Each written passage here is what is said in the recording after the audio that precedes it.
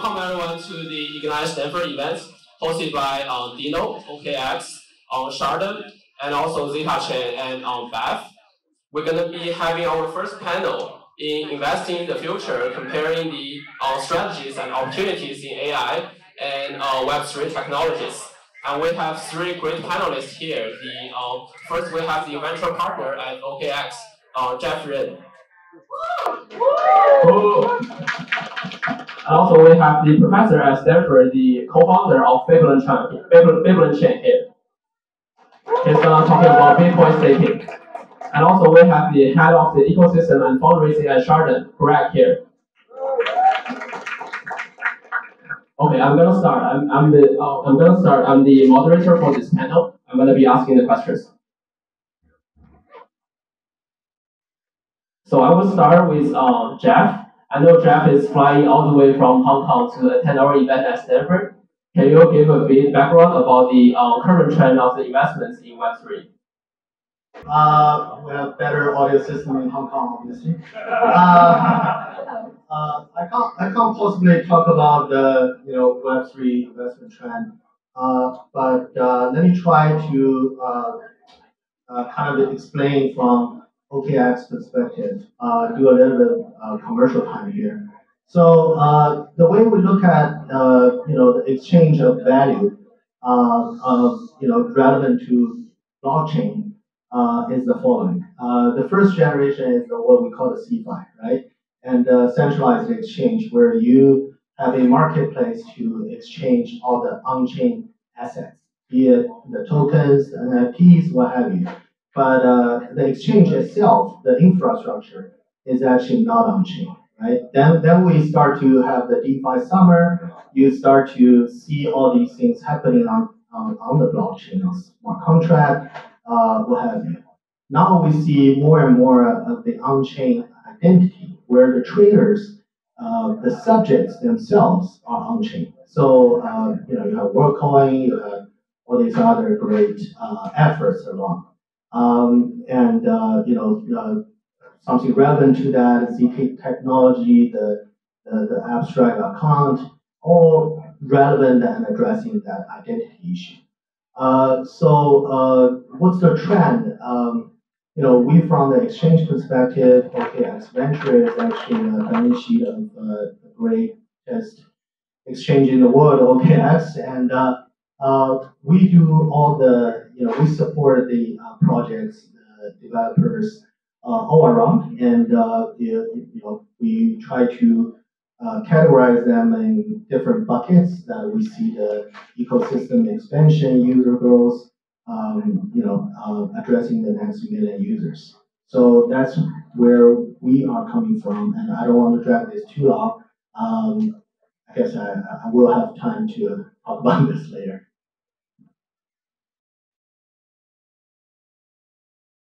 Okay. So should I turn this on? Should I give it a try? Oh yeah, sure. Sure. No. How many people think I turn it on?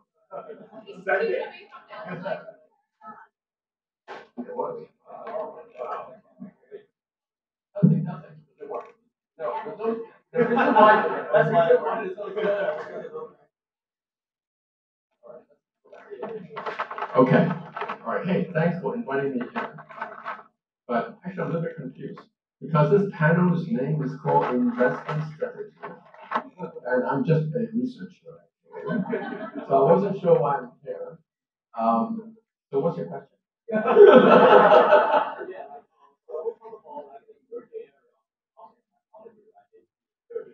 Oh. Yeah. So I'm a technologist primarily, so I can talk about technology, but this is not investment advice. Sure.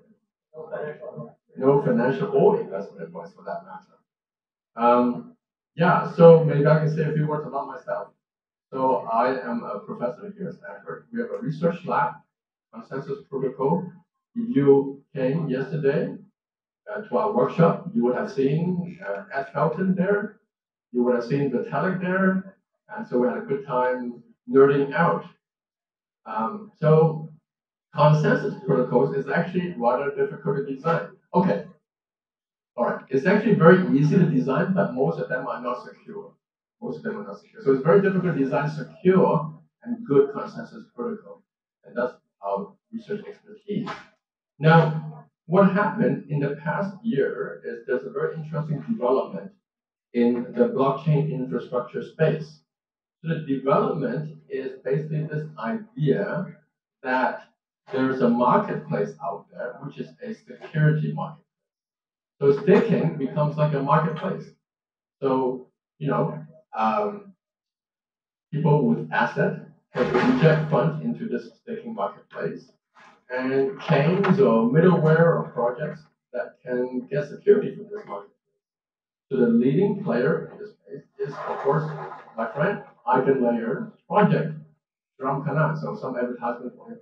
Actually, he doesn't need an advertisement anyway. But just to identify the space, the Eigenlayer is the leader in this space. Now, so I know Shram very well. And then we start thinking, hey, security sharing, well, and security sharing needs asset, staking asset. So which is the crypto asset, which is the largest? Bitcoin, right? Okay.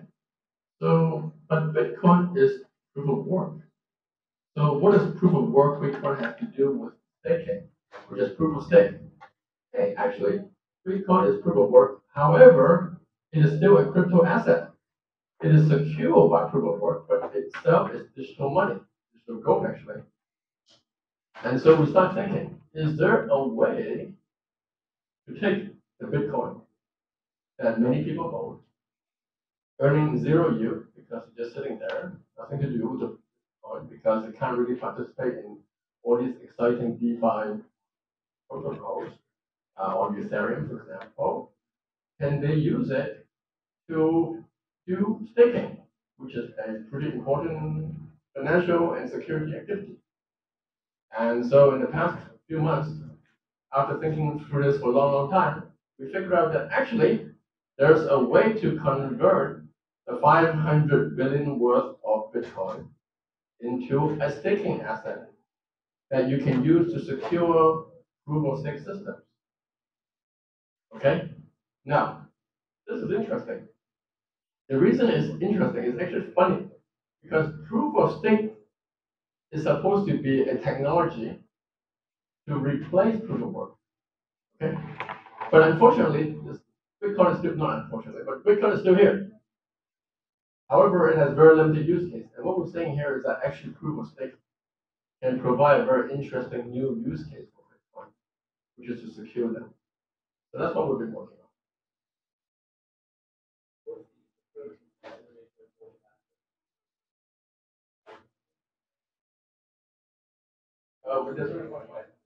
So the question was, what is the security considerations for investors to stake the Bitcoin? Okay, so why is there so little economic activities for Bitcoin relatively compared to say ETH?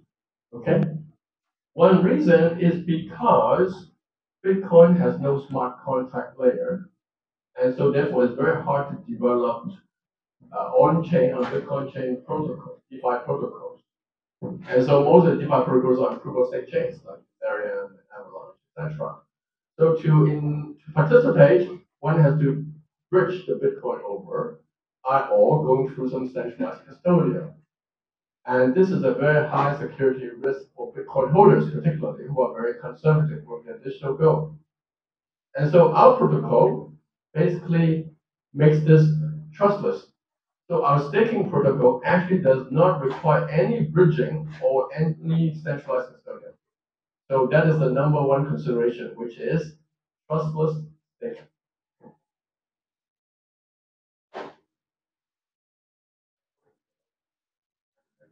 Thank you, Professor Sai. So we can go back to Greg. So I have some questions about the fundraising in the blockchain space. I know Greg is the head of the ecosystem and also the fundraising for Sheldon. Can you please share some insights about like how you help Sheldon to raise the investments? Yeah, thanks Nick, and thanks to OKX and Connie for hosting such great events. So I oversee fundraising and ecosystem growth at Shardium. We're an EVM-based layer 1 blockchain. We've raised approximately $25 million around the past 15 months during the downturn of the market. There's a lot of things that go into fundraising. What's unfortunate about it is you can be one of the most intelligent technologists and founders in the space, but if you're not a confident speaker that can tell a good story and simplify in terms into something that investors can understand, then that doesn't always mean that you can raise money for this amazing project you're building. So I think one of the most important things that leads to success in fundraising is showing social proof, other people who want to use your product. But I think before that, one of the issues in this industry is that there's not much business idea validation that's occurring. If you look back in Web2 at companies like DoorDash, the founders of DoorDash interviewed hundreds of restaurant owners in San Francisco and found that a common problem was that deliveries are very difficult. And so they wanted to build a solution to solve that problem. When I asked VCs in Web3 how many people validate the idea they're building and actually discover that people want to use the product they're building, it's not happening very frequently. So I think one of the most important things moving forward in this space to generate real-world demand for decentralization is to validate your idea and ensure people want to use your product before you spend countless months of your life and burn through millions of dollars to build something no one's going to use. I would say that's probably the most important piece of fundraising is verify that people want to use your product. Thank you so much for answering, Greg. So recently we have seen, with the use of the AIs and also ChatGPTs, there's many people who doing AI and Web3 projects. I would love to ask Jeff and also Professor Sai about AI and Web3, because I know you guys are doing the AI and Web3 investments, and also I know Professor Sai is also having a lab in machine learning.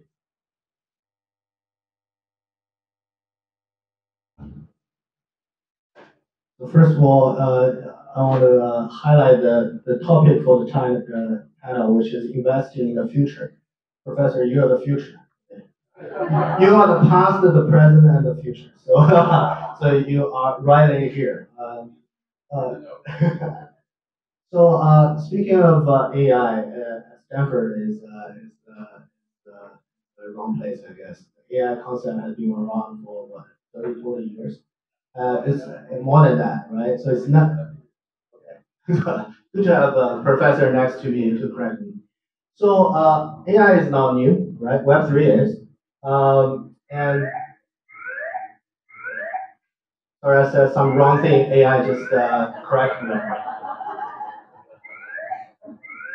Okay. So I think one thing that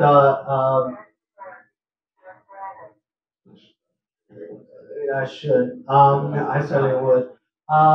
So I think whenever there's AI kind of wave improvement of awareness, there's also always the chip makers who sell more chips, right? So that actually reinforces the public image of new things are coming, and there's a paradigm shift. So what it tells us is that any technical advancement must be somehow coupled with some sort of social or wider acceptance. Capital market being one, and media, and so on and so forth. Unfortunately, crypto slash Web3 hasn't done much. I think when there is a breakthrough and very quickly speculation and crash, and it's the whole thing doesn't sustain it, right? If you want to draw a distinction between these two, technically they're just technology, and for people to adopt technology, it just has to be faster, cheaper, and easier to use, right? There's no secret. I mean, from my humble understanding, there's nothing special or secretive about any of these, we just feel that as a critical part of the ecosystem in blockchain and crypto assets, We just want to do good things to support the whole ecosystem and help people to connect and find utilities and therefore a wider adoption. That way, I think we'll see a continuous survival of a technology trend to last longer. Yeah, so as I mentioned, I'm no expert on investment advice, so I cannot really give advice about investing in AI versus blockchain. So I would say from a technologist point of view, why I focus more on Web3, more on blockchain infrastructure than on AI. So I've done research in AI as well, yes.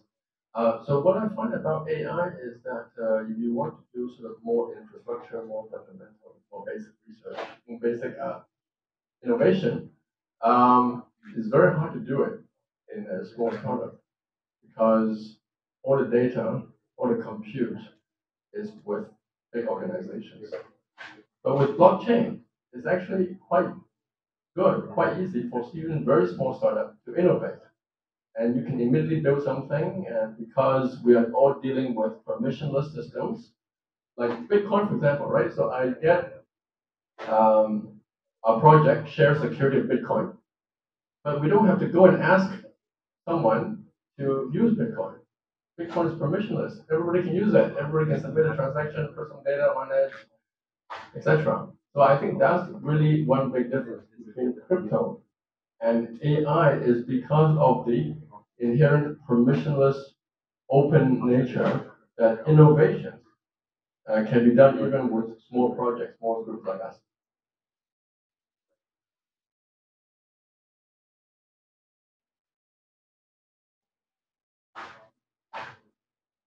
Great, thank you for the answers. I'll jump back to Greg. So I know Greg had experience in entrepreneurship before joining Shardon.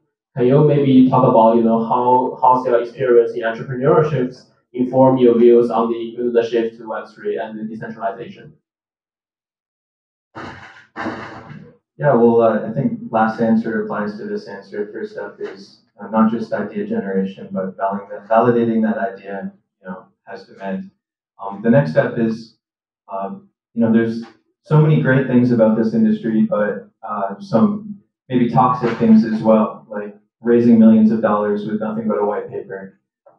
So I would say one of the first things you need to do is get an MVP built, and if you need money to build your product, don't go and try to raise $5 million, $10 million and expect some crazy valuation. If you need money to get your MVP built because you need a few engineers to build it, find someone who's really excited about you, who trusts you and believes in what you're building, and raise $50,000 or $100,000 to get the product off the ground. Then focus on generating traction.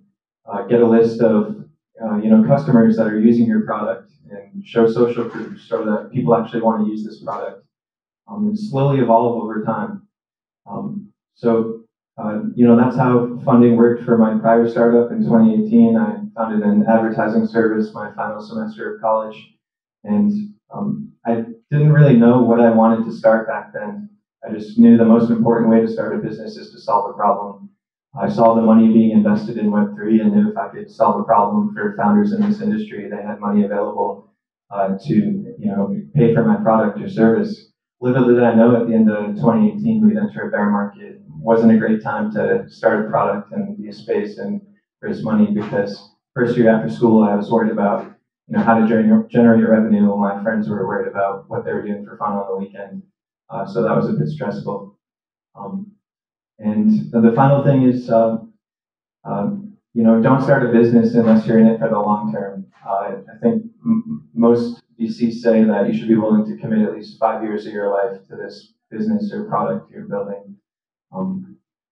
So make sure you're willing to stick with something for a very long time. Thank you, Greg. Now we're going to be open the questions to the public.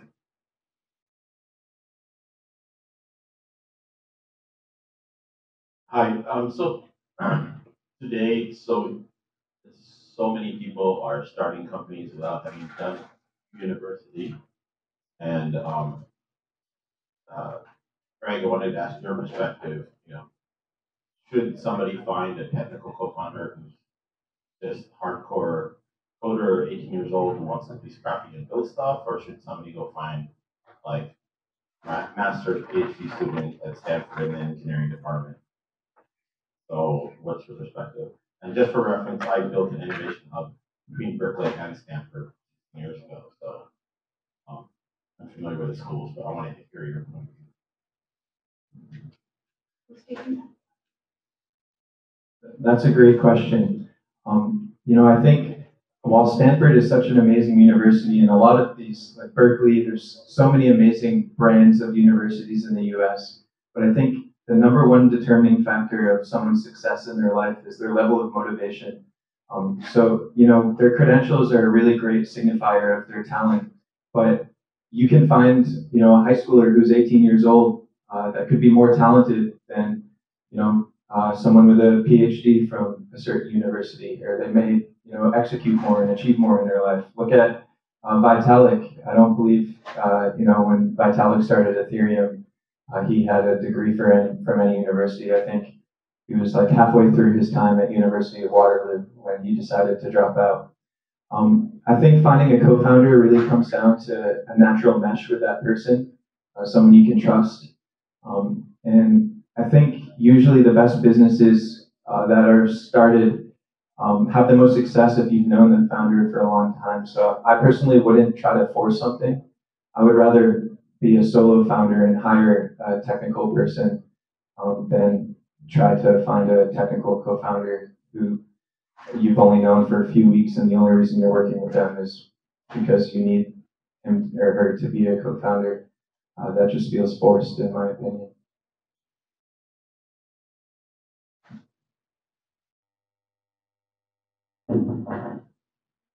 Hi, thank you for the panel. My question is, over the next 5 years, what are some key problems that are going to be solved by investing in Web3 AI? Like, what are some critical, life-changing things that we can see going forward?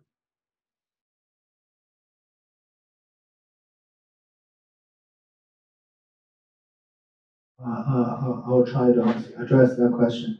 I think probably not just the next 5 years. It's the fundamental question about Web3, about blockchain is the mass adoption. Like, how do we find that utility? We've seen a lot of deals that are from so-called Web2 to try to transform themselves into Web3. And it's easy to say, but you need a Web3 solution to really address a need, and the need is not there necessarily. So from our perspective, because we have all these infrastructures, we have the wallets, the cross-chain bridges, everything that we can assist and help the so-called conversion take place fairly quickly with our product offerings and engineering capability. Now, at the end of the day, we need to find the founders and the projects that actually seize that opportunity and address that need and create a business. That part, unfortunately, we want to know the answer, we don't, and we're trying very hard to find the right projects that can achieve that. But we're here, to be a partner on the both technical and the marketing as well as the financial investment perspective. Okay, I'll be a good professor, which means there's a question I can't answer. Let's find a different question to answer. So I share one experience. So 25 years ago, I was working in a totally different space, wireless. We were building third generation wireless systems. And I was working with Qualcomm at that time. Qualcomm built the entire third generation system, and I was in the core team. And so we were trying to improve the wireless capacity. And then we start talking to each other, okay, so we have all this improvement in infrastructure. What are people going to use it for? We had no idea, absolutely no idea. We're going to watch television like We can't imagine. And then iPhone showed up, and then that's history. Who here in 1999 could have predicted that Tinder would exist today, or any of these applications would exist today? I think it's really hard to predict the future, and this is going to start to sound repetitive, but I think you need to gravitate closer to users, talk to people, figure out what problems they have, and solve it. We could all sit here right now if we wanted to all night, just talk about a product we're going to build together and start asking everyone what interests them, what problems do they have in their life, how could it become better. But when it comes to building with decentralization or blockchain and AI, I think you need to understand the core value propositions of each technology and how does that apply to solving a problem. In my mind, when it comes to blockchain, the core value is decentralization. Everything on the internet is more efficient when you remove the middleman. At least every interaction we have is more efficient when you and I can communicate directly with each other, but any middleman in between. So I'm really excited about marketplaces and how Web3 can apply to things like an app store or gig economy applications. For AI, I'm certainly not an expert on that, so I'll take Professor Say's approach and decline to comment.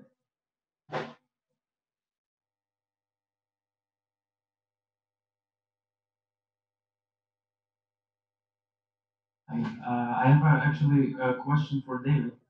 I actually wanted to ask it like in private discussion, but hopefully it will be interesting for everybody here to hear his answer. So like I like the idea of Eigen layer. It's really something cool and innovative, and it's really new in the space when you run, staking, backup like external applications, and your idea of applying Bitcoin to the same idea sounds even more fun. So like the question is, how does it work from the architecture perspective? Because like in Ethereum, as I understand, Eigenlayer, they have the contract which like takes custody of the staking and that so that it can slash it. But how does it work with Bitcoin, given that, as you mentioned, obviously it doesn't have smart contracts, so you cannot launch contract on the Bitcoin network to slash and do all the magic that Eigenlayer does. How do you do that in Bitcoin?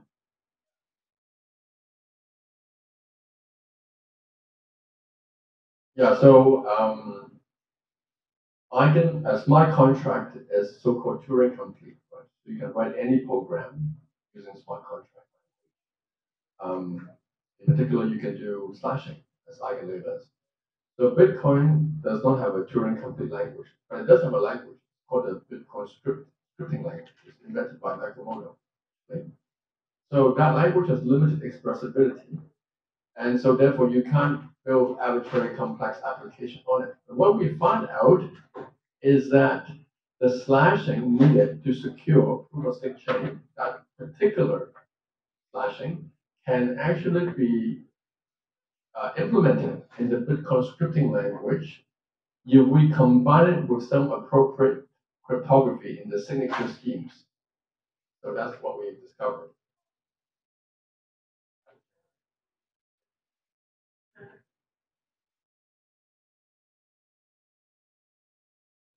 That's all the questions we can take, and we'd like to thank you to all the panelists. We have a special gift, a special note, and also our teacher from the event to the panelists.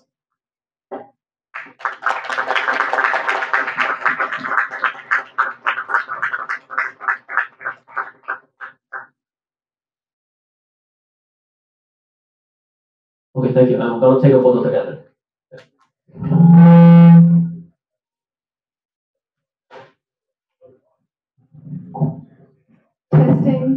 Testing the Rogue microphone. Cannot say Rogue anymore.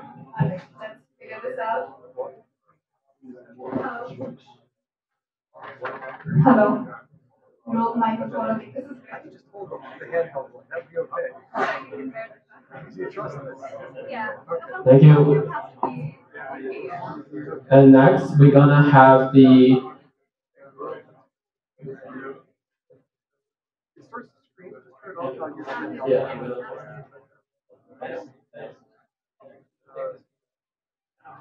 Next, we're gonna have the inventor of the hash graph and also the co-founder and the co-CEO of Hedera Hedera, Dr. Limon Hart, here talking about the safety for mass adoption.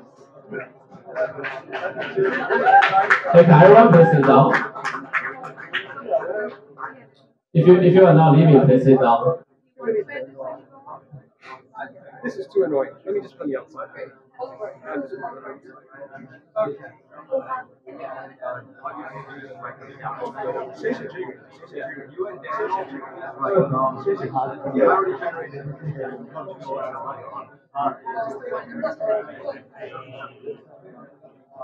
Okay, good. Thank you.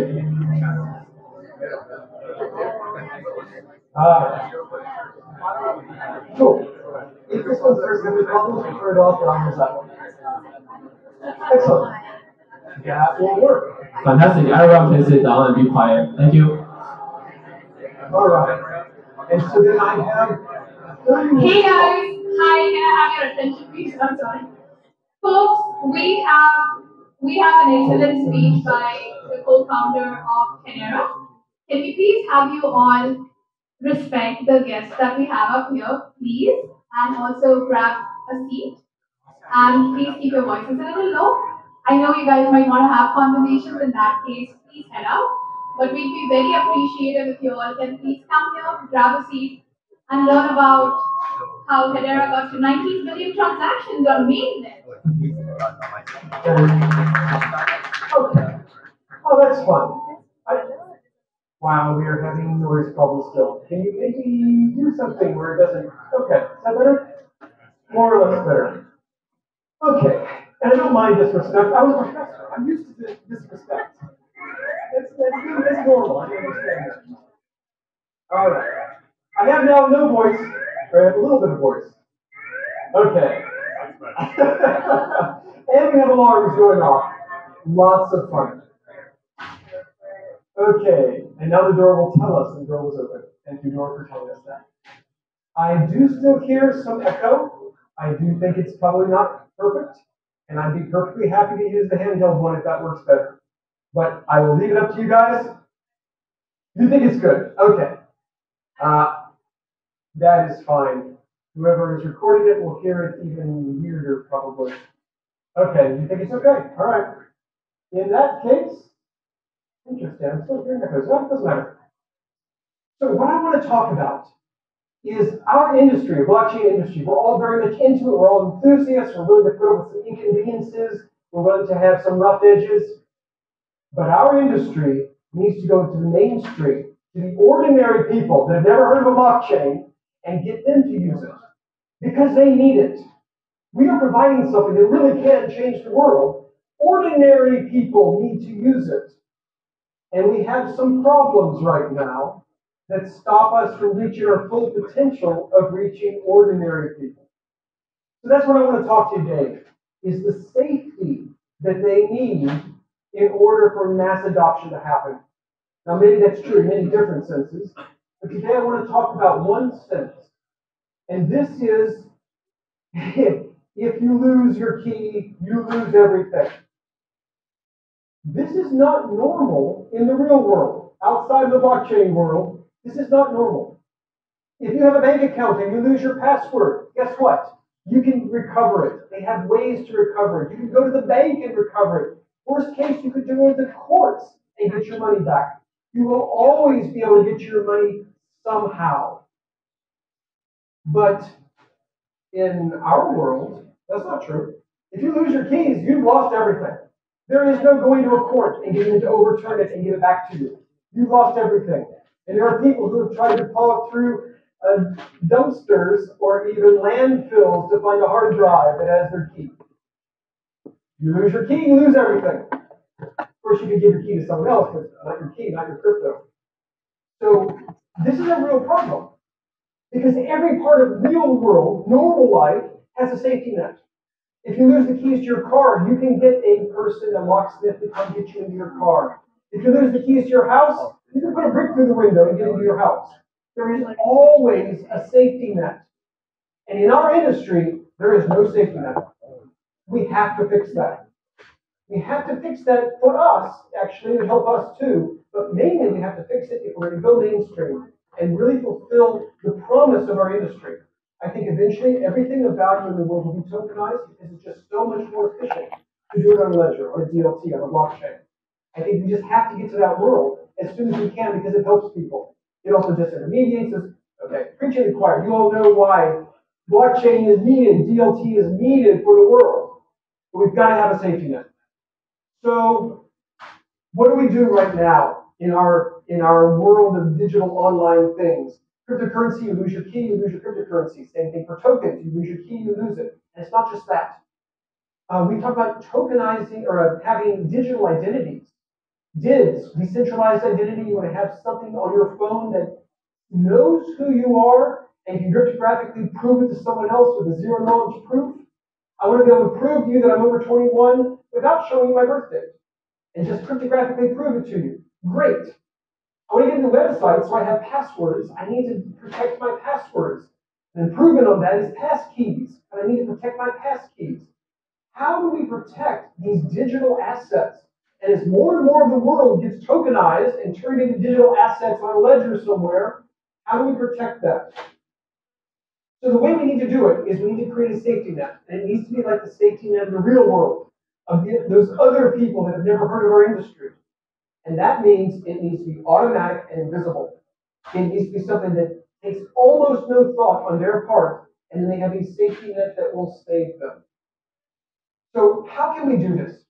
It's got to be easy to use. It has to have no intermediaries. You really don't want to just have one person you trust that takes care of your whole life for you. We have to have a safety net while still being decentralized. So of course you can solve with centralization, but that's not a good answer. So you can do custody. You can have a custodian, and you can give them control of your life. And today that means you give them all of your cryptocurrency and all of your tokens. In the future, it means you give them control of your literal, your house and your car and your identity. And if they are dishonest, they can steal everything about you, including your identity. We've got to have that fixed. We have to have a way that there's not just one person you have to trust. Because who would you trust? Do you trust, hey, I'll give everything to FTX. I trust them. I'm going to give everything to government. I trust them. What one person can you trust? I'll give everything to my friend. I trust my friend. You probably don't really want to have your entire life held by any single entity. So this is not a perfect solution. People have talked about, well, we'll spread it out. You spread out your secrets to multiple people. And we've talked about words like social recovery. We've talked about various parts of account abstraction. Now, account abstraction, of course, is a very big thing. It gives you lots of different powers. And there it goes again. Account abstraction gives you lots of powerful things, but the one little piece of it is how you keep your secrets secret. And there, it needs something further than that. Yes, this door is going to keep talking to us. If someone could prop the door open so it stops talking to us, that would be really helpful. Maybe we can move that table into the door so it stops closing and hearing us. Or people can close the door. Okay, that's fine too. For social recovery, though, you can have a smart contract that does lots of things for your life. You can even have some other network outside of the main network that takes care of parts of your life. But for recovering your secrets, it has some problems. You want to be able to have reliability of knowing when your helpers fail. Ultimately, what we're talking about is your secret gets broken into pieces and people have those pieces. But if somebody loses your piece, you need to know that. You need to not just be a silent loss. Because I guarantee you, if you give pieces of your secret to people, they're going to lose them eventually. And if you don't have any way of knowing that they're losing it, then one by one, they're going to lose it. You're not going to know about it until you need it, and then you're out of luck. This is important, and you can't just solve that with a smart contract. This is having to reach out to the real people holding your secrets and getting them to recover it for you. This is important. And it is important that you have privacy, that nobody knows how many helpers you have and who they are. This is important. It is important that when someone stops being responsive, if they've lost it and they don't do efforts to get it recovered, you need to invisibly and automatically remove them from your set of helpers and reshare among the helpers that are left. And it needs to be easy to add more helpers. This is critically important. And so as much as possible, we want to be able to Automate these things, have them be invisible, have them be behind the scenes where you don't have to think about it, you can't accidentally not do it, and this is important. So things like account abstraction are very important. They're hugely important. You can run them on Hedera, you can run them on other networks, but they do not solve the problem I'm talking about today, which needs to be solved for mainstream adoption. So that's something to keep in mind. And in social recovery, sometimes just means multi-sig, where people can see how many signatures are needed. They can even see the keys of the people doing it, which is even worse. So what we need is decentralized recovery. This is where we split the secrets among multiple helpers. Any kind of decentralized recovery system is going to have that. And nobody can see how many helpers you have. And one of your helpers has no way to find out who the other helpers are, or even how many of them there are. They're independent of each other. It will be hard for them to collude if they have no clue who each other are. This is important. But the number one thing that I put stars around is that you have to have daily checks. If your phone is separate, is sharing with friends of multiple friends or helpers, then every day, without you doing anything, silently, your phone needs to be contacting their phones and saying, do you still have my secret? Share, prove it. Prove that you still have it. And get a cryptographic proof that they still have your secret share. You send them a nonce and they hash the two together. You get a cryptographic proof that it hasn't been corrupted by a cosmic ray. They haven't deleted it. They still have it. It's still in good shape. You need this to be invisible and automatic behind the scenes. This is the most important part of DeFi. For decentralized recovery, this is what the world needs. And then other things. When somebody doesn't reply, your phone should keep trying once a day, or maybe even more often. If they don't reply for a while, like a week, then you should tell your user. Now you get the user involved. You say, hey, Alice has dropped offline. You really need to go talk to Alice and see if she still has her phone. Maybe she's lost your secret. You need to reshare it with her, repair with her. Or maybe she's just dropped off the face of the earth. She doesn't talk to you anymore. In which case, it should automatically, if I had 10 helpers, say, well, Alice is gone. I'm now going to give my other 9 helpers a 1/9 share. But it should also have a threshold. It won't go down to below a certain number of helpers. Or security. Security should be automatic. The user shouldn't have to pick thresholds like that. It should be built into the system so the user doesn't think about it. And if you get too few helpers left, instead of giving your shares to just 2 people, your phone should tell you, warning, you've lost so many helpers, I don't have your secret shared anymore. You are not being protected. Go find helpers. That's the point when you get the user involved. The user's going to have to go find some helpers, but that's the minimum that the user has to do. You should never make the user do more than that against their will. And you can let them fiddle with settings and things if they want. But it should be automatic. And if we get to this point, where we have the decentralized recovery that we so desperately need, we can do decentralized custody very easily on top of this. Just one more feature you add. Where my secret normally can be a key, it can be a password, it can be the recipe for KFC chicken. Whatever my secret is, has been shared. For decentralized custody, same thing, except I don't have my secret. So my phone doesn't even have my secret. It's been shared, and only my helpers have my secret. This really only works well for cryptographic keys used with the ledger. So now we're back in the blockchain world explicitly, probably. And of course, someone is opening the door again. Yeah, we really should turn off that alarm system. So just close the door. Thank you. Okay.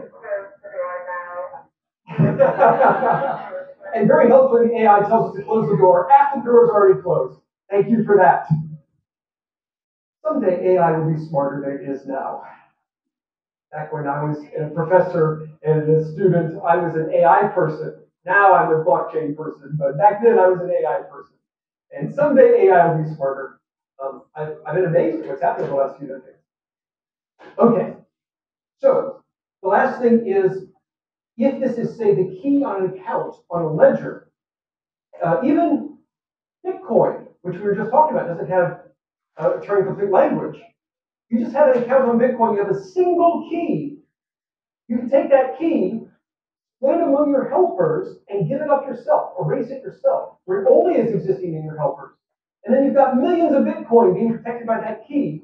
And whenever you want to spend some Bitcoin, like maybe move from your cold account to a hot account, what you do is you get them to jointly sign a transaction that moves that little bit of Bitcoin going to move to your warm account and not your cold account.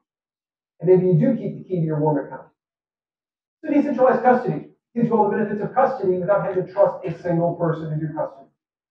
This is the idea of DREC. So, how does that work? As you might imagine, the user finds helpers, be friends and family, can be more professionals. Maybe this is a service that professional companies will do for you. Maybe you take companies you already trust and use them as helpers. Maybe you have a mixture. You go find your helpers. Your key gets split among them. Each of them doesn't have a whole key, they have a piece of a key. Then, if you lose your phone, you drop it in front of a steamroller and it rolls over your phone and smashes it into little tiny pieces, it's okay. What do? You get a new phone and you go and you repair with each of your helpers. And as soon as you reconnected with a majority of your helpers, we really need to stop opening doors, please. But you also need to close it as soon as it starts making the sound, because otherwise it will keep making sounds. Okay, thank you. Thank you for telling me that. There we go. Okay, so what you need to do is reconnect with each of your helpers, and as soon as you reconnected with half of them, you suddenly have your key back. You suddenly have back all the information you were sharing. Maybe what you're sharing, part of the secret is who your helpers are. So now you know all of your helpers. Your phone automatically reconnects with them. The human doesn't have to do it.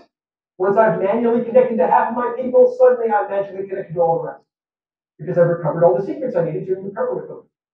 That is the world we're going to live in. Honestly, I want this to be built into the operating system of Android and iOS. I want all of your passwords and pass keys to be protected this way. I want digital identities to be protected this way. This is the future we need to get to. And it protects all your secrets on blockchains, DLTs, these ledgers. That's what we need. Now, each helper, in this case, gets a quarter of your secret shared. I'd recommend more if you have 10 helpers.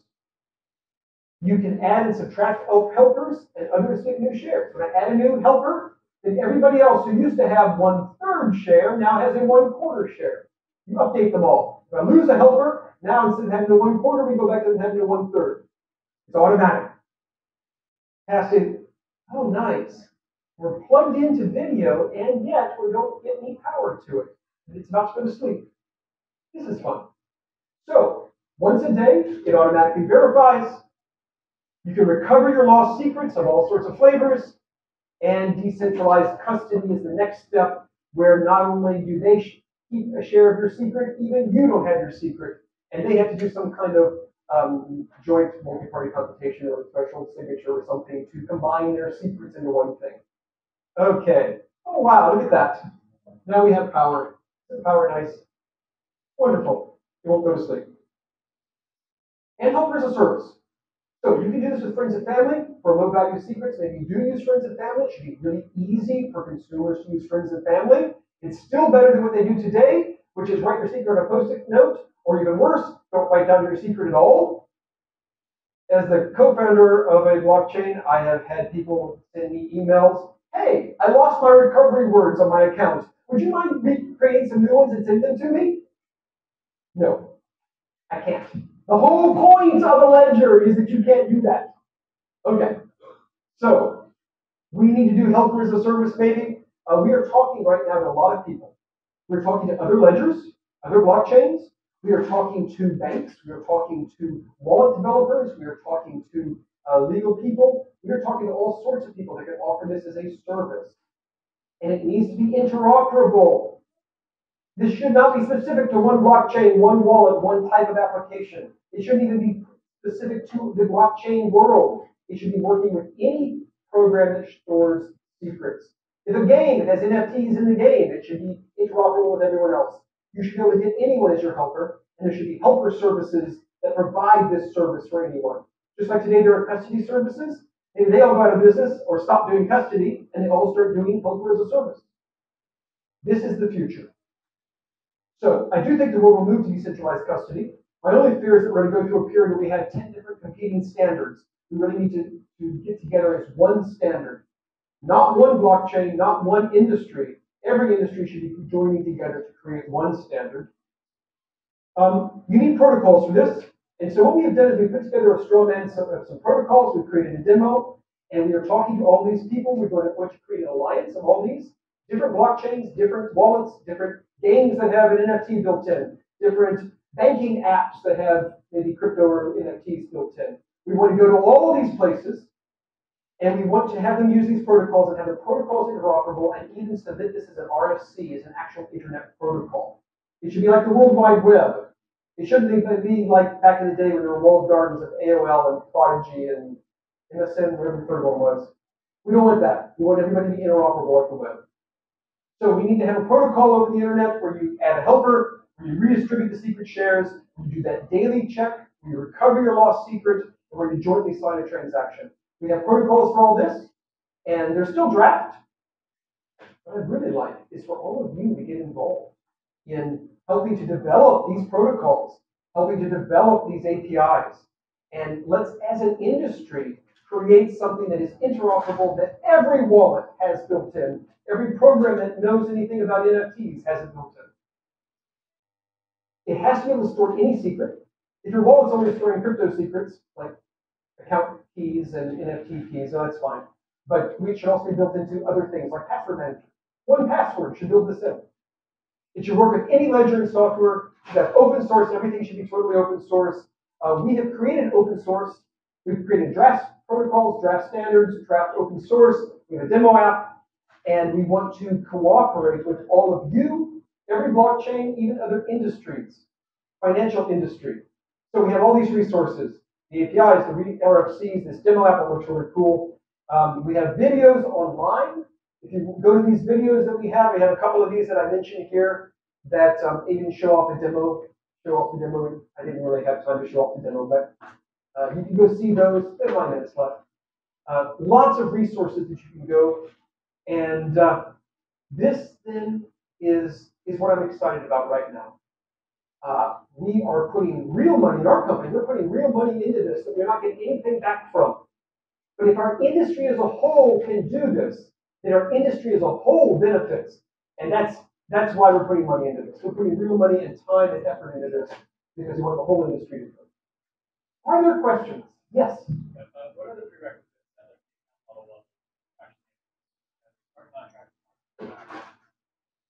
Great question. What are the prereqs at the account level to do this? You have to have an account that has a smart contract attached to it. You have to do account abstraction. You have to have a ledger that handles multi-sig accounts.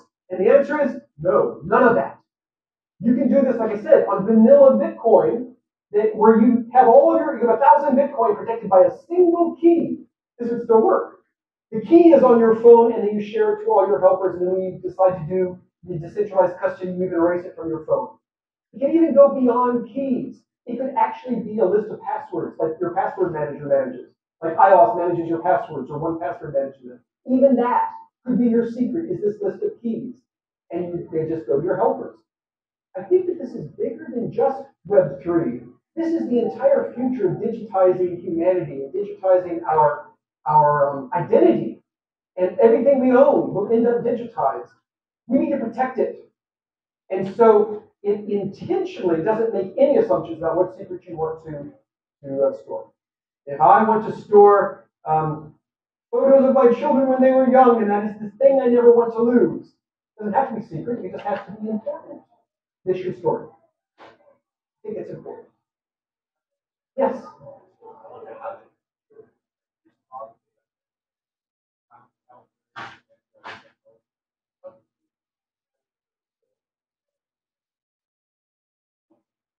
Excellent question. How do we deal with the fact that there's this huge amount of data being transferred back and forth? First of all, it's designed to do the absolute minimal amount of that transfer. So if I have some keys that are protecting millions of dollars and NFTs that are worth millions of dollars, the keys themselves are not very many bytes. And I only have to send it to you once and you become my helper. And I never have to send it to you again. And that thing once a day, all I do is I send you a random number. You take the random number with all that stuff I gave you, you hash it, and you send me back the hash. That's it. I send you one number, you send me one hash. Once a day. That's it. So the amount of traffic we have to do is very small. And you can say, what if my secret, or the thing I want to store, is an enormous video or a collection of a terabyte of data, then I would recommend that you encrypt it and just do the sharing of the key for it. But if it's megabytes of data, which is a lot of keys and a lot of passwords, I would say just do what we're doing here. You only have to send it to your helper once, and you can check them every day with just a few bytes going back and forth. I mean, that's a really good question. That's the one to think of. That was also really good. Is what do you have to change about the world to make this work? Nothing. You have to be able to change nothing. Otherwise, this won't work. You never get adopted if you have to change the world. And does this take a lot of bandwidth? No. I want this to be done on my phone in the background. I don't care about how much bandwidth I'm using. Very important. Oh, we have a microphone. That's okay. I'm repeating the questions anyway. So services like us, like a month, what are the What is the incentive for the helpers? First of all, there's no tax in the protocol itself, and it doesn't even use a blockchain. It can protect things that are on a blockchain, but it doesn't use a blockchain. So it can absolutely be free. You build this into software, like a wallet software, say, and you just share it with your friends and family, and unless you don't have very nice friends and family, it is free. If you have not very nice friends and family, then it's not free. But you know it's symmetric. Maybe I'm sharing your taking care of my secrets, but I'm taking care of yours too. It is a quid pro quo. So even acquaintances might be willing to connect with me because, it protects them, it protects me, we're helping each other. No fee involved. Then you could say, well, what about a helper as a service? That might be a fee. Or it might not. It might be that you have a business already. You have a bank, you have a legal firm, and you get customers, and you say, one of the things I give you that makes me more attractive than my competitors is I give you direct for free. You might do that because it's so easy to implement. It doesn't take very many bytes. It doesn't take very much bandwidth. You might just do this as a competitive advantage. You might very well have an MMO game where you have tokenized assets in the game, right? The magic sword or the money in the game is all tokenized. You're going to move it from place to place, or your avatar. Wow, the fashion stuff is even more important. You're going to move it from ledger to ledger, so it's a token. You want your game software to keep track of your keys for you so that you can hold these tokens. It's not going to be able to get away with a monthly fee to charge the DREP, but it is a real competitive advantage. And the first time a kid is playing some other game and they lose everything they've ever earned, and then they see your game has in big bold letters, "You'll never lose stuff with us." That's the one they're going to use. So yes, there's lots of business models. And a monthly fee is absolutely one of the business models. And if you're storing $10 billion, maybe you're willing to pay $10 a month. That too. Also, I thought always interrupting. Also, a big company may want to store its secrets, and they actually use pieces of itself as the helpers. You can have employees or divisions within the company itself around the world as the helpers to store the company's secrets. Big organizations can do that. What it takes to implement this?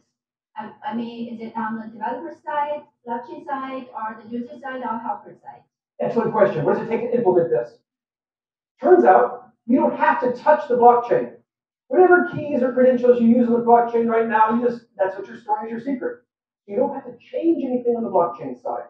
And the user doesn't have to do anything special. All you do is the software that has the secret has to implement this as just one more feature. And that's why we have open source libraries to make it easy.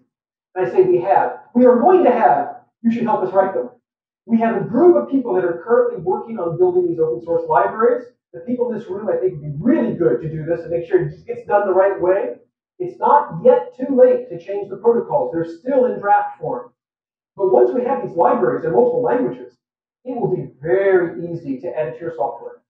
You just make your software, bring in one of these libraries, and make the appropriate calls, and you magically get the ability to do direct that is interoperable with any other software in the world that does direct. You can use anybody as your helper, and then your software just puts your secrets, whatever secrets your software normally manages, inside of this vault.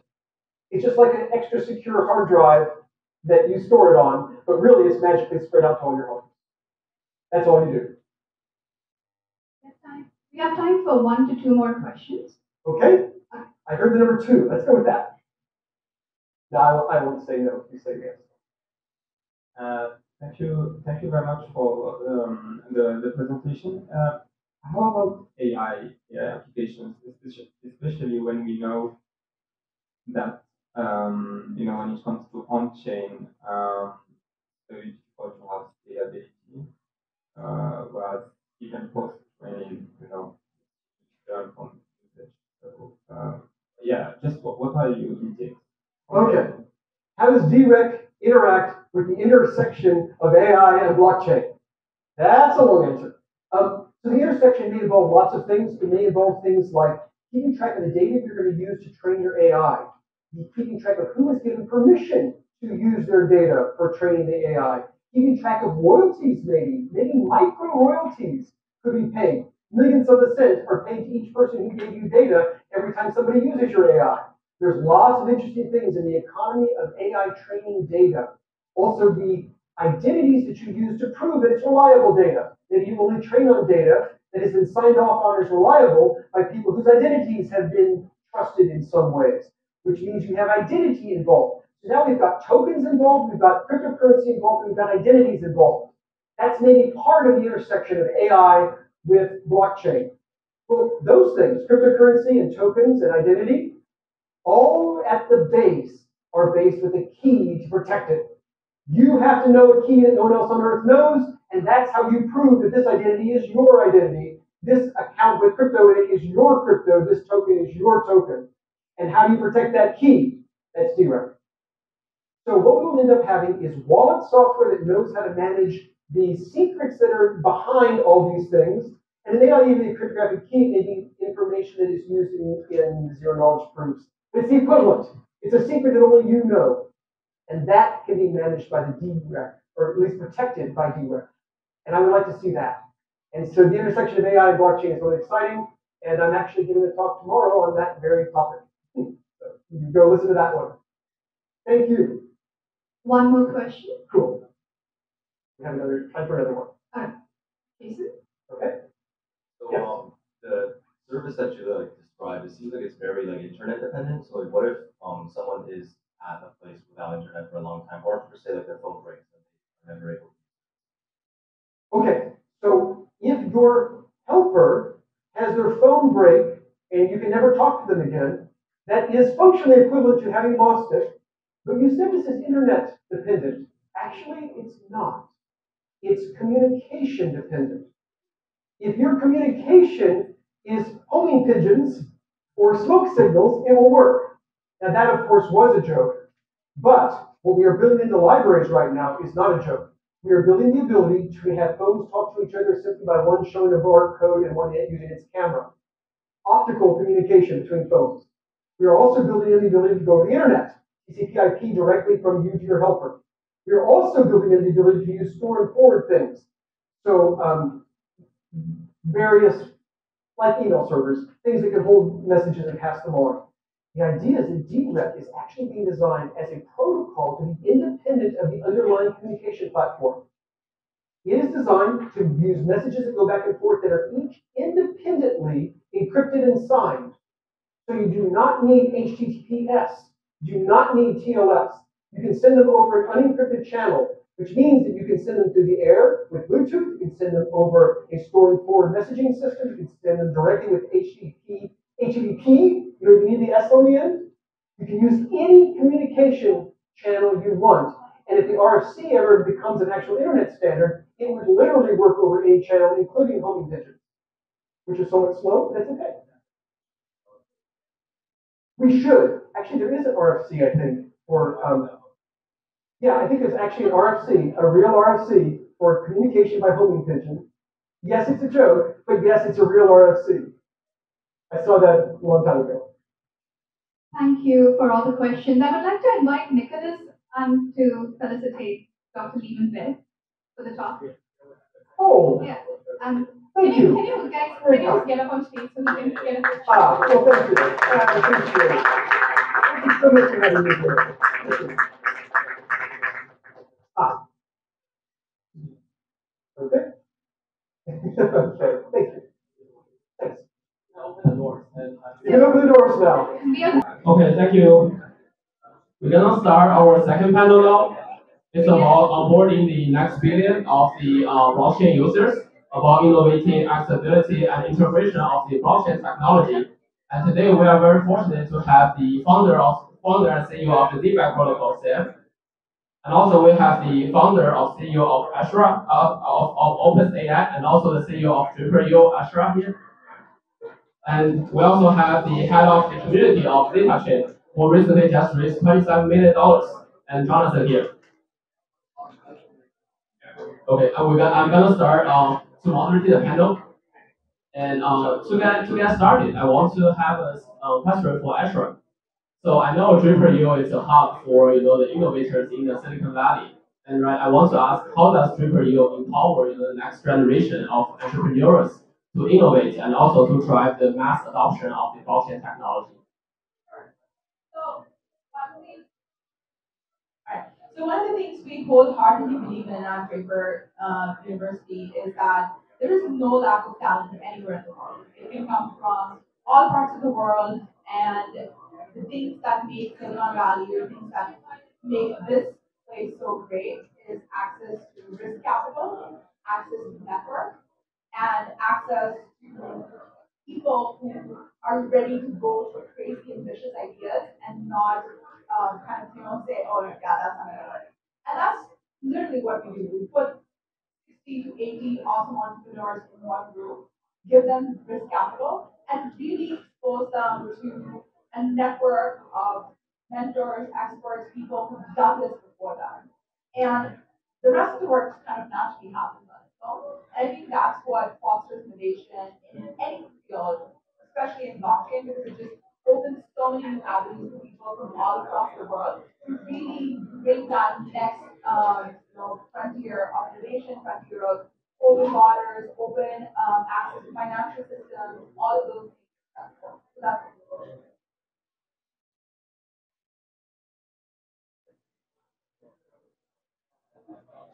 Yeah, I will pass the next question to Sam.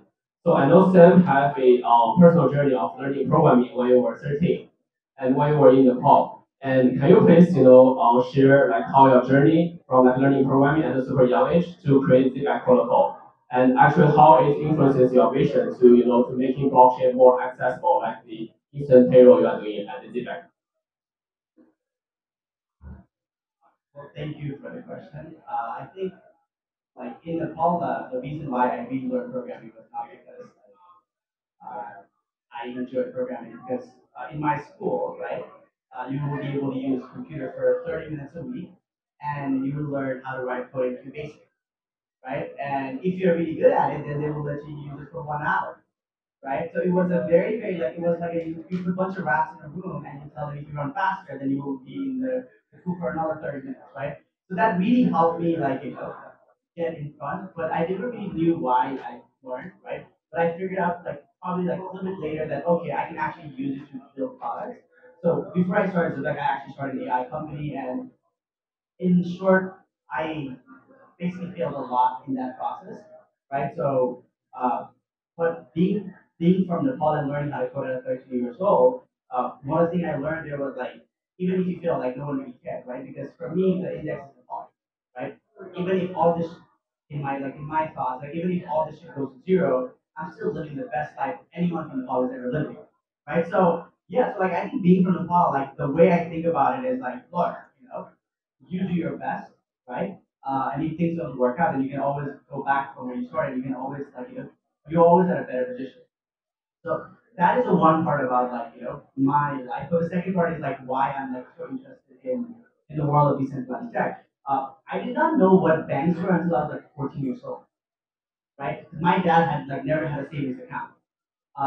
Probably like out of 3,000 people in my village, no one had any idea what banks were.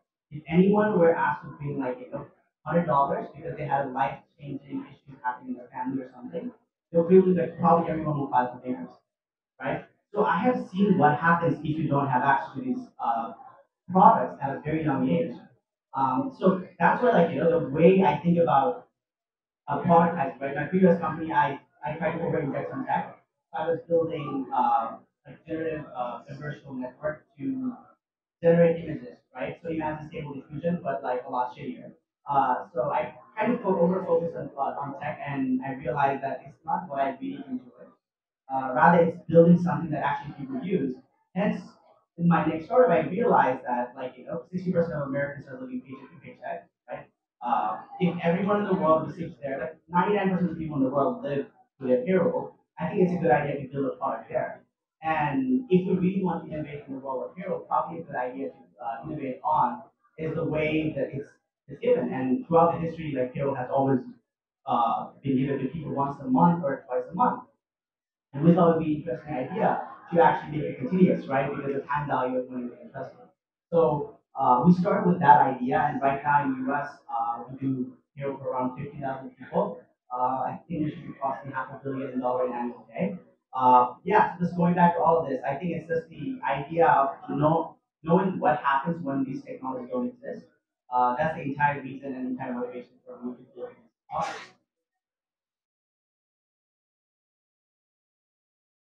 Nice, super cool. Speaking of onboarding the next billion users into the crypto, I definitely want to talk about Zetachain. So, I want to ask Jonathan, how does Zetachain's mission to actually provide the first EVM compatible layer one blockchain and also connects all the chains that's aligned with the goal of onboarding the next billion people into the blockchain ecosystem? And also, how do you guys choose to focus on cross-chain integration? Thank you. It's a pleasure. So I think Sam touched on an important thing about building products that people want to use, and I think where Web 2 is winning is on usability and security. So um, one of the challenges to usability and security is interoperability, in my opinion. You have growing fragmentation of blockchains and dApps on different networks. So Zetachain is a public L1 that connects all of the chains and aims to provide a new development platform interoperability standard. And that standard is one where you can deploy a dApp on Zetachain, and it can manage native assets and data on any external chain in a decentralized way. So it's like deploying EVM with the added functionality of having access to users and liquidity on other networks. So that's the technical goal of Zetachain. And what this means for billion users is a much better UX, where you can have one wallet to experience dApps on any chain. Everything's happening in a single state system, so cross-chain transactions are much cheaper and faster. And then from a security standpoint, there's no wrapping and locking of tokens. So I think we really have to transform interoperability to get to the masses. Fantastic, thank you. And jumping back to Ashra, I know you're seeing a bunch of projects at GPU, and with the recent hype of the AI and ChatGPT, I want to ask how's your experience in seeing projects in AI and Web3, and can someone actually build a company at the intersection of AI and Web3? Yeah, 100%. I mean, every single time a technology kind of really takes over, or we see a lot of new opportunities for financial mobility in the market, is when two core technologies kind of intersect, right? So phones and internet is a great example of that, right? It just made so many things possible for people around the world and created platforms where people could earn money, live better lives, have banking solutions, all those kind of things. I grew up in Pakistan, by the way, so for me it was very similar. The option, there was nowhere below, further down to go. It was just yeah, you don't have an option, right? So I think that's what's interesting about this intersection of AI and blockchain is. So with Opus, one of the things we're doing, we're a core AI company, and what that means is we're essentially building this machine-human interface where non-technical creators can go in, just write a story, write a script, and the AI turns it into a fully 3D scene. But then how do you a lot of questions that are unanswered in this generative AI or narrative AI field is how are you going to do copyright? How are you going to give, how are you going to share revenue with the creators? How are you going to do identity? If you're going to build games, then what is going to be avatars? Are they unique So you can just attach like unique IDs like NFTs to these avatars, and they can grow in value. People can, create financial incentives for them that way. You can create marketplaces which are decentralized on top of these things, which give more people incentive. So I think humans were not designed to wake up in the morning, go to a bank and stamp papers, or we were not designed to go run a machine back and forth all day long. That's not how the human mind works for things. So I think this intersection where you have these centralized apps that most likely didn't have like a lot of usability, but now with like these new businesses that you're going to see emerge from just not just AI, but just like automation in itself, that's going to create so many new opportunities where decentralization, especially financial decentralization, can play such a huge role, both banking and otherwise. So I think that's what's exciting. I think that's like a pretty generic question. I want to do a follow-up question. So how do you think like some ways NFTs and tokens can have like high adoption use cases for the consumer products? I think it's high time we're going to start moving away from NFTs just being cute monkeys to actually being like, being attached to identity, being attached to like consumer, some sort of like an avatar. It's like a part of your digital life or something, and have more utility that way. And then obviously tokens, we're going to see them being again. I think just in the creator economy, there's just so much opportunity just between your distribution, just between assets, who owns assets, who distributes assets, who writes assets, or even something as simple as, let's say, a Canva that uses something like a token, can then use other people's assets, and every single time an asset is used, a token can be used to share revenue with them. So there's like a lot of new financial models where you're going to see real use cases and utilities emerge. And I think that's where it's going to be interesting to see how that plays out. I think those are great points. And yeah, I think gone are the days of static profile pictures. And we're going to see NFTs get integrated into more fun experiences like gaming and all the metaverse environment stuff. I think you're also going to see inline interoperability and abstracting away of chains. And so there's some projects that are deploying on Zetachain testnet that are cross-chain NFT collections. Also see how that plays out. And then also the ability to purchase NFTs and any token. One, I think is going to open up the marketplace a lot. That's a great how. I think like another thing that is like my personal favorite is around like the identity stuff with NFTs. I think over the time, like the example I'll give you is like, let's say you want to verify your name. Right? The way it's verified is your Plaid first pings the software that is verifying you, then it connects to your bank, right? There it pings again, right? And it does like 3 or 4 like transfer of data to verify it to you, right? Probably unify their identity so that anyone in the world can just like sign a message once, and the process verification can go to a surprisingly low number. And anyone that you can like you give your access to your like signature can verify. So that's something that I'm like, very very excited about. And besides that, there's like probably over the long run and like an AI agent can live inside an NFT, right? It will produce its own revenue, and anyone who owns a fractional share of that NFT might earn dividend for the rest of their life, right? Like SEC might not like it, but I think it will be something that I'm very very excited about because over the long run, NFT can be more than just like something that like the retail would be interested in buying. It is something that is very, very novel in the world of financial tech or tech in general. Yeah, just to hope on that, like involving NFTs and any sort of arbitrary DeFi logic is like super cool. One thing we also found is that these like cute NFTs, like cute cats or cute animals, is a great way to get non-Web3, like non-native people onto the platform, and then actually have them use the NFT or use the wallet, get familiarized with, okay, this can be a part of your login. You no longer need a password. And that's like one thing that's been very interesting with what we've done with Opus is like we've onboarded all these creators who've never heard of the block. The minute you say it's going to be on the blockchain, they don't want to sign up.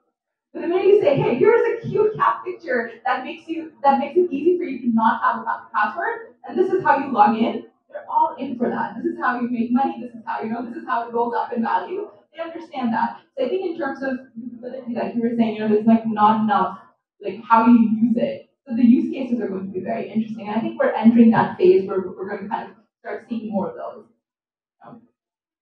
Sorry, you took over your question. It's all good. Yeah, I have a follow-up question for you guys. So, like, what challenges and opportunities that's ahead of onboarding the next billion users into the crypto and Web3?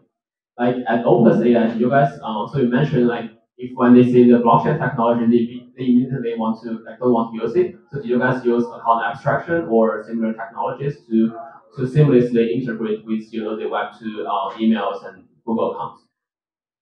I think the only thing we've done is just stayed very away from Web3 language. We just don't say it's blockchain. We don't say it's decentralized. We don't say it's Web3, nothing. We just don't use those big words.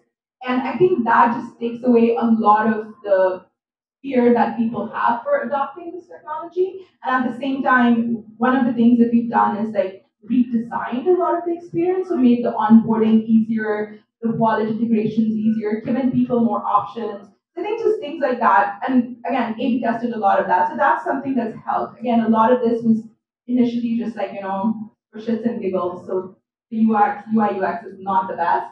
And I think most apps are now getting there where they're like kind of thinking about, again, those like non-native users and really thinking about, okay, how do we make the user experience simple? I think that's where you're going to see more adaptability. And I'm sure you guys see that a lot if you're processing all that payroll.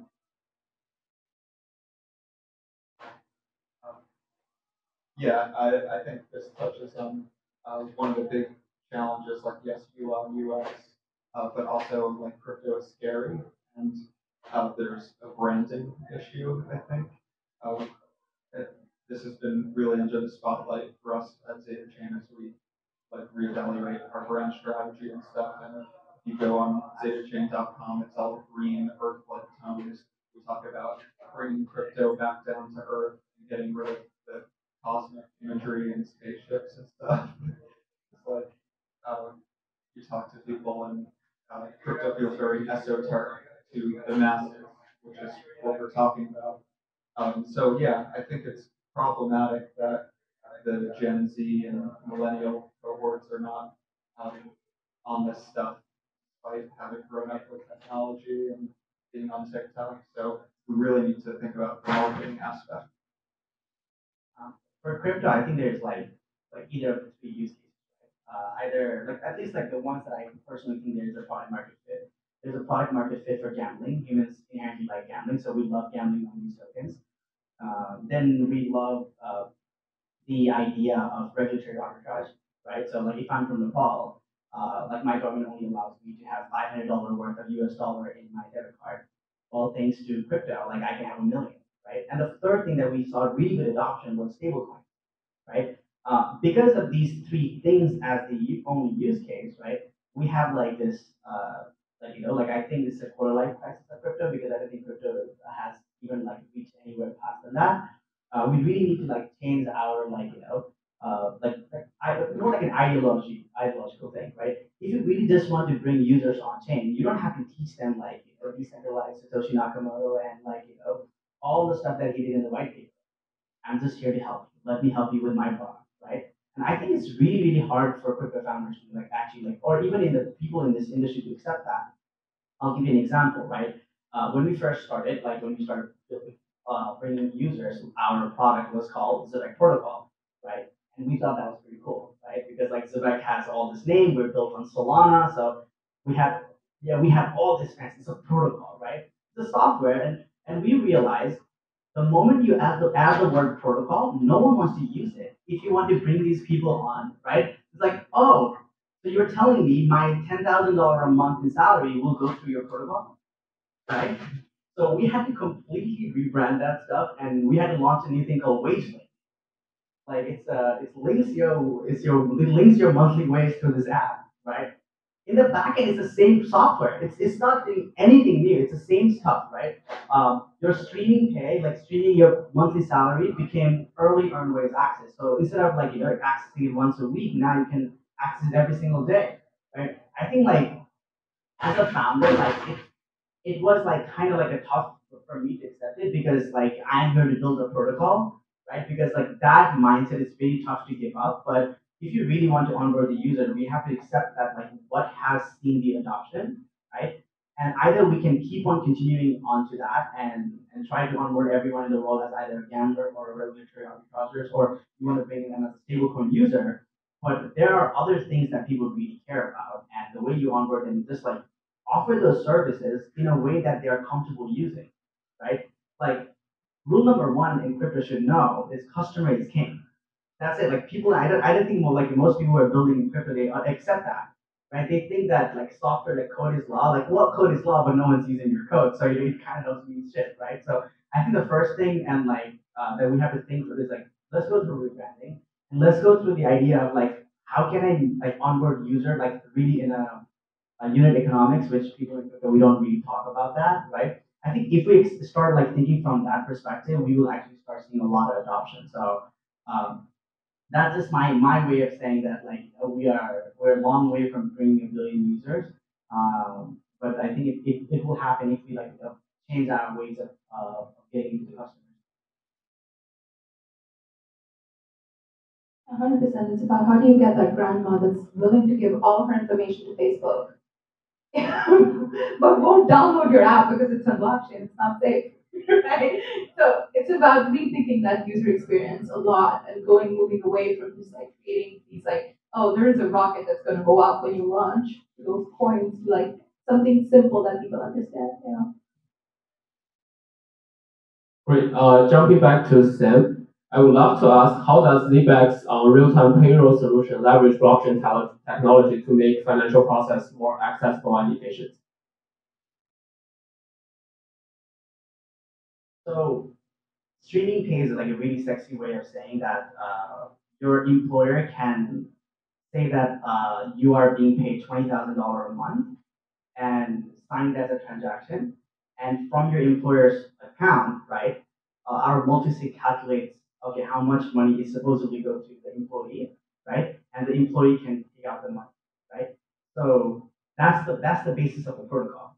But we realized that the users don't really want to use in the blockchain perspective, so we have to build this app called the wage link, right? So in the outside, it looks like a standard payroll app where users will sign up. They list all of their tax liabilities and all that kind of stuff, and there they can access how much payroll has been given to them. But basically, in the back end, the way it's working is your employer has all the balances that they need to pay to their employee. The smart contract calculates how much money that needs to go to the employee, right? And anytime the employee can withdraw the money. And like that's actually we added like debit card and all the additional products so that over the long run our plan is like use Web2 for the UI but Web3 for the settlement. And I think we're like 2% into that, but I think next 98% is a real challenge.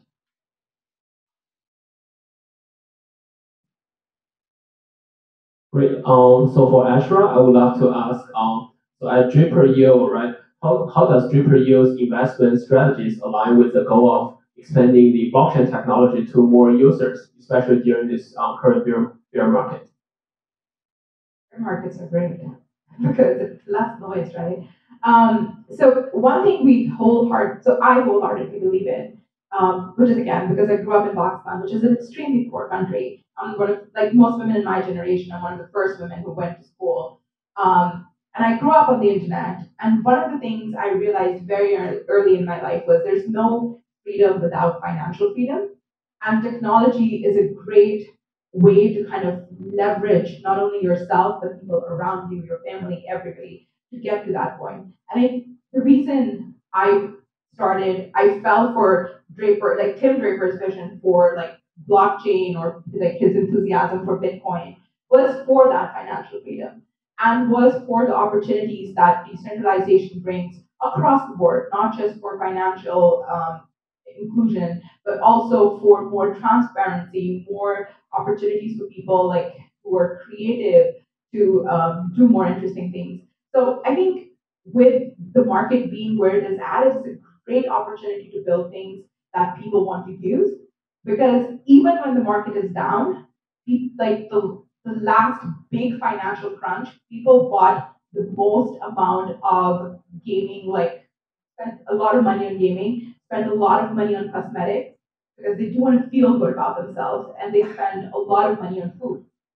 So those again, if there is a demand for something, there is something that you can simplify and bring. And when there is not enough noise, it's easy to build something that people are genuinely using and build a hype around that. So that's kind of where we're at. We're actually we invest very, very early. So we invest when there's barely 5 people using it. And we're usually the first check in. But that also gives us this like very unique look at the market. And that's where we've always been. I don't think our stance has changed. If you're building something that we don't care if it's blockchain or not. If it is blockchain, we're going to love it. We're going to probably spend extra 10 minutes hearing about it. But if it solves a genuine problem, if it's something that does get to masses, so for example, one of our companies, Lemon Cash, brings it's a banking system for people in Argentina who can't keep more than $200 in their bank account because the currency's gone to shit. So they have over 1 million people using it every single day. And again, so things like that where I'm a huge proponent of investing in founders from different markets, not necessarily, Silicon Valley. So if you're building anything that people around the world can really use to leverage and kind of get to that next level of financial freedom, I'm all for it. So that's what we invest in. And the market doesn't really change that much. I have one more question for Jonathan. I know you guys recently had a big raise of $27 million. Congratulations. And I would love to ask, like, what kind of projects are you guys interested in to have it built on your ecosystems? And how will that aid in the mission of bringing blockchain technology to the next billion users? Thank you. We're focused on everything, like any crypto app across different use cases, anything that's important, we think can be redesigned, re-architected as this sort of omni-chain dApp that I described earlier. I think as the masses start to come into Web3, we have to provide more interoperable apps and infrastructure. We're on testnet right now. There are about 100 companies that are deployed on us. And I think like one of the common themes is this any token from any chain, payments, swaps, deposits, any sort of DeFi use case, again, like abstracting away the fungibles. So developers are integrating that primitive in things like metaverse environments, social networks, like anything that's popular. I think there's a powerful abstraction use case for any token from any chain. We talked about cross-chain NFTs, but that's one of the things I want to hear from other people this week. Like, how does that play out? But generally, yeah, we think developers have to be building for multi-chain. Hopefully, Zetachain will prove to be a good platform.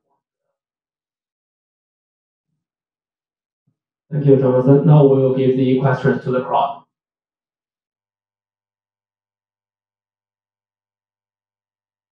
So I've heard of Zetachain, but I've never actually looked into that much. Sounds amazing. The NFT, to have an understanding how that works. So it's multi-chain. Let's say you launch 5,000 NFTs.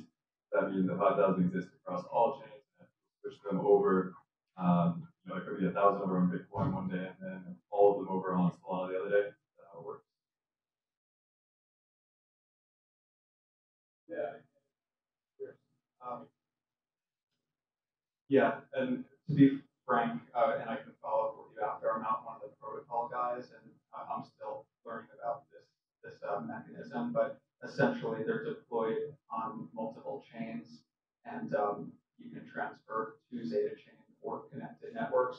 There's some sort of wrapping involved because it's non-fungible. It's different from the fungible use case I was describing. there's some sort of blocking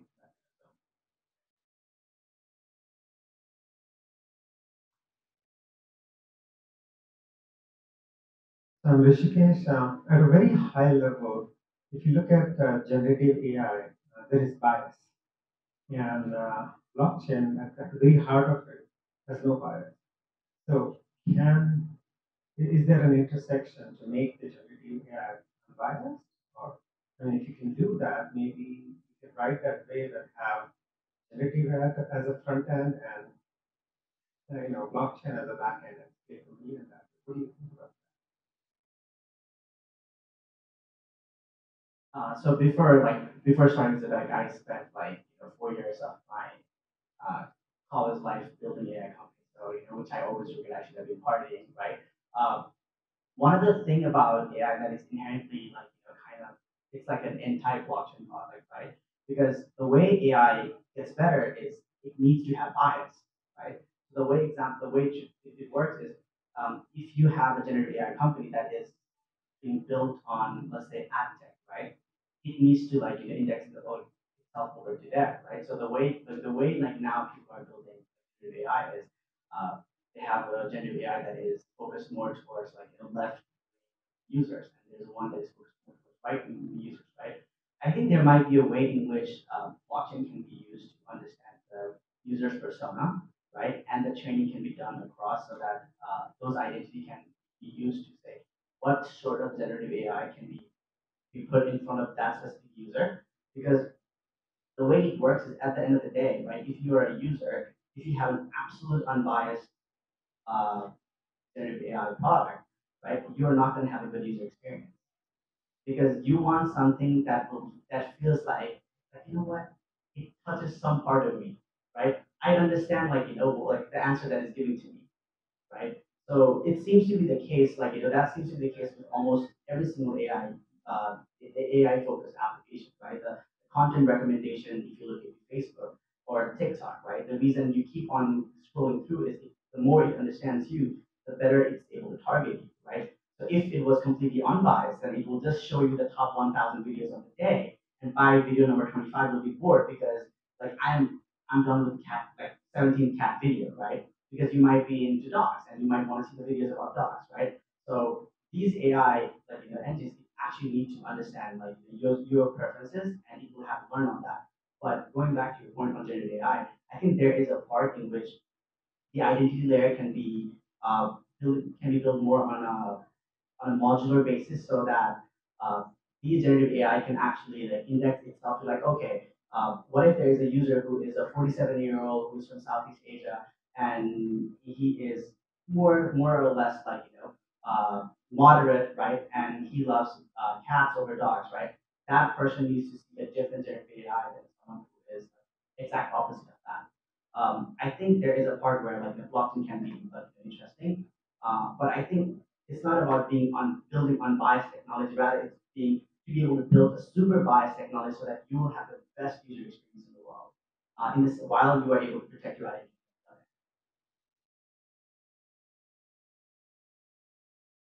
So on a very high level, there's nothing wrong with bias. The reason your life is interesting is because of all the biases you have.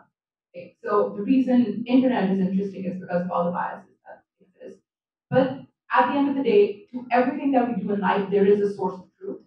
There is one source of truth, and then the bias built on top of that makes the argument, that makes the whatever you're generating more interesting, that gives you more optionality in life and in products in general. So I think that source of truth in terms of your identity is where blockchain can be there together. And this is a conversation we have a lot. This is dinner conversation in our house, so I have a lot to say about it. But then I don't think it's blockchain or anyone's job to take the bias out of AI. I think AI is going to do a lot, again, automation. So it gets all lumped together, right? A lot of times AI and automation all gets lumped together.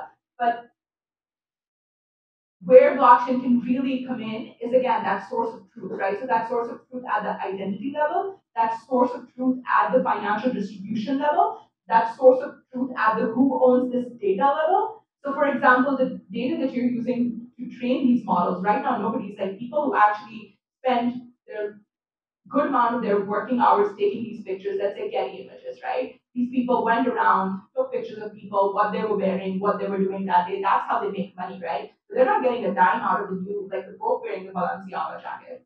That Balenciaga jacket came from some Getty images or somebody's reference point. So that source of truth, how that is identified and then that person is paid for that creation.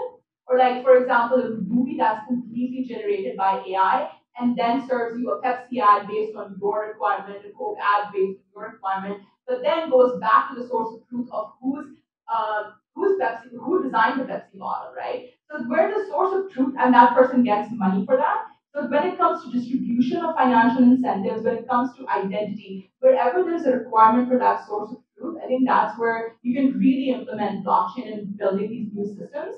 And then everything else, biases work really well.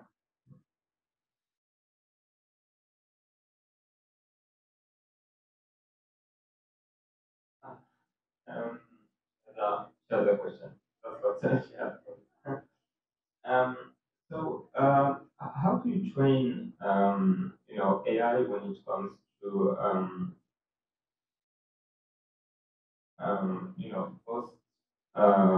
post training? Like are there cases in which we need truth, so we need CK or any kind of, way to implement truth and data? So are there any ways to train data on chain, purely on chain, actually not take on chain? Are there ways to do it in a way that is effective? Because it takes a lot of data to train, and we need this feedback loop. So for security, like for the reason why no.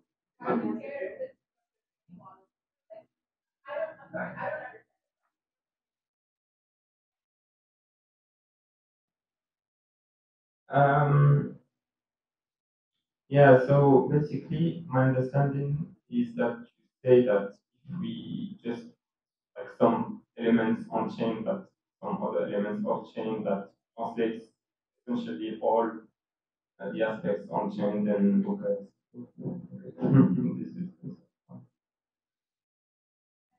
I think before she can answer that question, what she's trying to see is, and if anyone in the room has an opinion, you can probably share that. But Astra's question was, why would you want your entire ML model trained on chain? So does anyone have any thought on that? There are use cases. I mean, when it comes, yeah, okay, sorry, I didn't understand. Yeah, so why, when it comes to, for example, health, you need high security insurance. There are a lot of use cases in which, at the core of the business model, at the core of the value, truly. So in these cases, it can be a requirement, post, regulation and so forth. So yeah, basically, how does it work? Yeah. I think any place where some transparency is needed, maybe we just use that as a reference. Yeah, so I think I don't think you need to train data on chain particularly. It's very expensive to train. Like these models are extremely expensive to train, right? But what you can do is so let me rephrase the source of truth to output. Whatever the output of it is. So like for example, if you're training healthcare data, then the output can be secured on chain, right? The model itself, you might not necessarily, because the model you have to keep training, right? So you might not want to have that on chain, but the output of it or whatever the results are, the patient information, a lot of those things you can have secured that way. So so I know that doesn't answer your question, but this seems like more of we can have this conversation offline and I can show you how you train models and that would answer your question. Does that, yeah, so let's do that. Yeah. What's your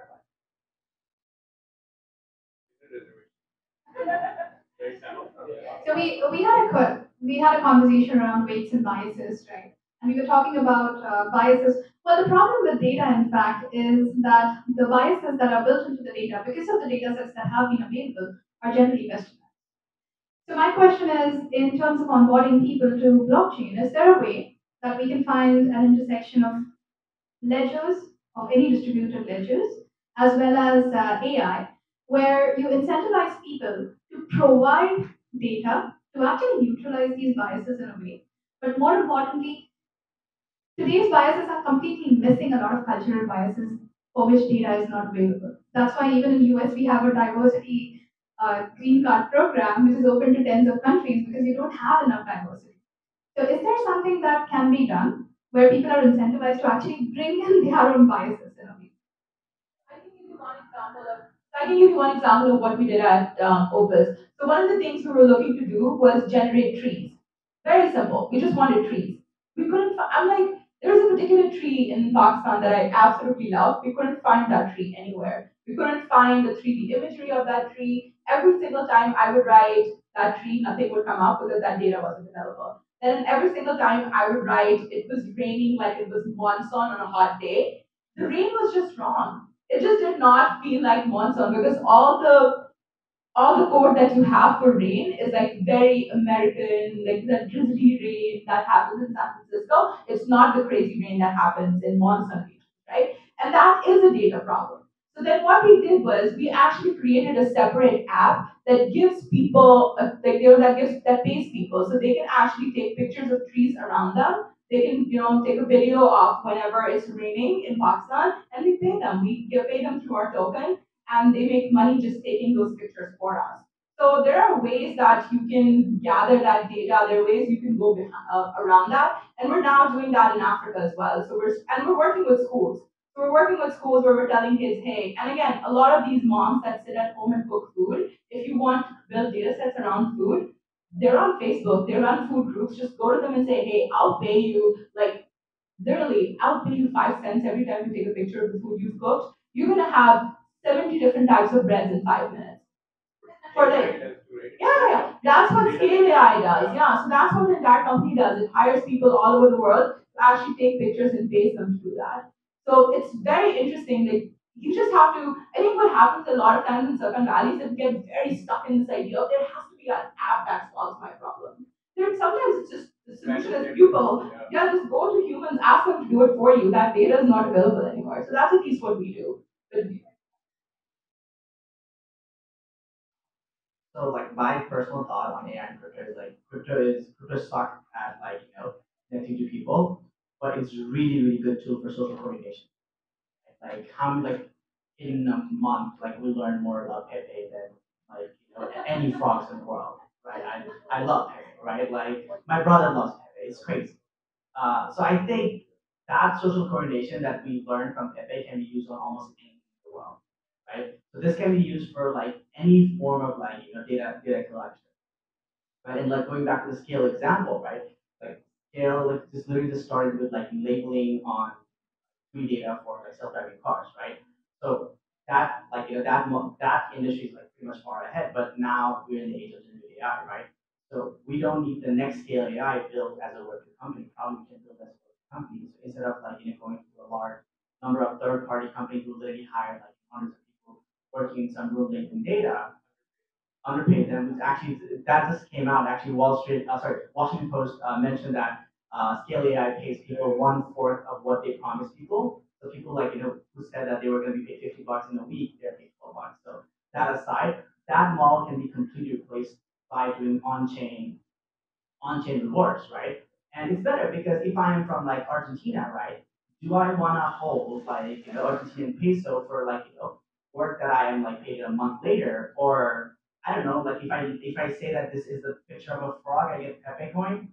Like that seems to be like because I can sell that in Binance right now and get USDT, right? So I think blockchain can be really good way for like incentivizing people, and like nothing in human history has a bigger impact on users' mindset than tokens. So that's my like overall thoughts on like how can we use blockchain to bring in like bias form data.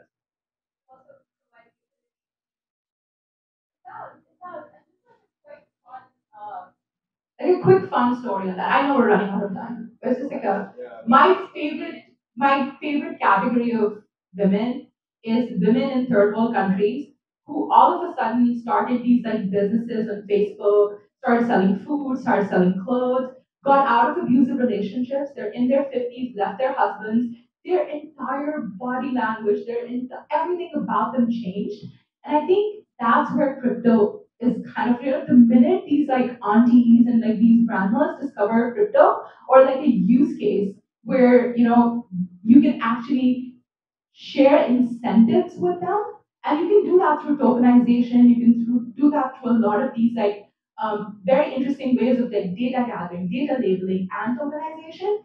That's going to bring the next bill. That's what they're ready for it. They've already kind of tasted that technology, what technology can do for them, and those are your next billion women that are just waiting to figure out how can make money. So that's a big opportunity. Yeah, thank you. It was a great panel discussion, and that's the end of the panel. And we'll have some gifts and thank you cards for the speakers.